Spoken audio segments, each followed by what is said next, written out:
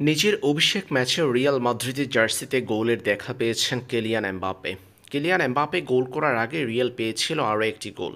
ভালভার্দেকে দিয়ে গোল করিয়েছেন Vinicius junior. Kylian এমবাপ্পের করা গোলটিতেও ভিনির অবদান ছিল অসাধারণ।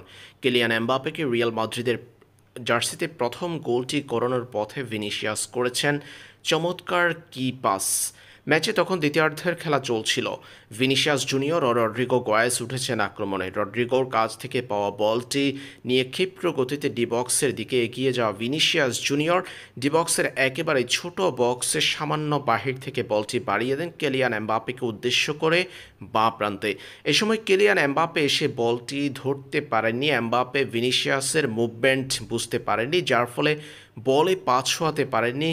কিলিয়ান এমবাপ্পে পা ছোঁয়াতে পারলে তখনই গোল হতে পারত সেই বাড়িয়ে দেওয়া বলটি। ভিনিসিয়াস জুনিয়র এরপর ছুটলেন বলের পিছনে। কিলিয়ান এমবাপ্পে পজিশন নিলেন ডিবক্সের একেবারে সেন্টার পয়েন্টে। বলটি পেয়ে গেলেন তখনই জুড বেলিংহাম এ সময় প্রতিপক্ষের দুই ফুটবলারকে পরাস্ত করে বল নিয়ে এগিয়ে বাড়িয়ে দিয়েছেন ডিবক্সের একেবারে মাঝ বরাবর। সেখানে পজিশন নিয়েছেন কিলিয়ান এমবাপ্পে।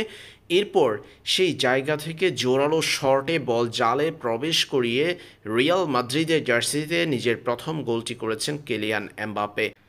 ভিনিসিয়াসের কি পাস থেকেই মূলত রিয়াল মাদ্রিদ দ্বিতীয় গোলটি পেয়েছে।